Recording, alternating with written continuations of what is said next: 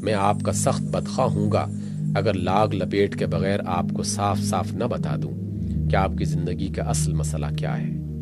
میرے علم میں آپ کا حال اور آپ کا مستقبل معلق ہے اس سوال پر کہ آپ اس ہدایت کے ساتھ کیا معاملہ کرتے ہیں جو آپ کو خدا کے رسول صلی اللہ علیہ وسلم کی معرفت پہنچی ہے، جس نسبت سے آپ کو مسلمان کہا جاتا ہے اور جس کے تعلق سے آپ خواہ چاہیں یا نہ چاہیں بہرحال دنیا میں اسلام کے نمائندے قرار پائے ہیں۔ اگر آپ اس کی صحیح پیروی کریں اور اپنے قول و عمل سے اس کی سچی شہادت دیں اور آپ کے اجتماعی کردار میں بھی پورے اسلام کا ٹھیک ٹھیک مظاہرہ ہونے لگے تو آپ دنیا میں سربلند اور آخرت میں سرخرو ہو کر رہیں گے۔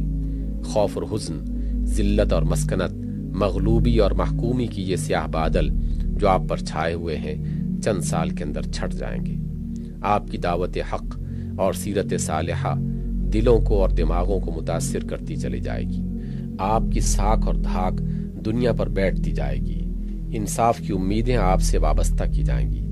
بھروسہ آپ کی امانت و دیانت پر کیا جائے گا۔ سند آپ کے قول کی لائی جائے گی۔ بھلائی کی توقعات آپ سے باندھی جائیں گی۔ ائمہ کفر کی کوئی ساکھ آپ کے مقابلے میں باقی نہ رہ جائے گی۔ ان کے تمام فلسفے اور سیاسی و معاشی نظریے آپ کی سچائی اور راست روی کے مقابلے میں جھوٹے ملمہ ثابت ہوں گے۔ جو طاقتیں آج ان کے کیمپ میں نظر آ رہی ہیں ٹوٹ ٹوٹ کر اسلام کے کیمپ میں آتی چلی جائیں گی، حتیٰ کہ ایک وقت وہ آئے گا جب کمیونزم خود ماسکو میں اپنے بچاؤ کے لیے پریشان ہوگا۔ سرمایہ دارانہ ڈیموکریسی خود واشنگٹن اور نیو یارک میں اپنے تحفظ کے لیے لرزہ بر اندام ہوگی۔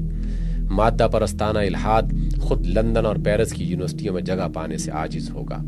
نسل پرستی اور قوم پرستی خود برہمنوں اور جرمنوں میں اپنے معتقد نہ پا سکے گی، اور یہ آج کا دور صرف تاریخ میں ایک داستان عبرت کی حیثیت سے باقی رہ جائے گا کہ اسلام جیسی عالمگیر و جہاں کشا طاقت کے نام لیوا کبھی اتنے بے وقوف ہو گئے تھے کہ عصائے موسیٰ بغل میں تھا اور لاٹھیوں اور رسیوں کو دیکھ کر کانپ رہے تھے۔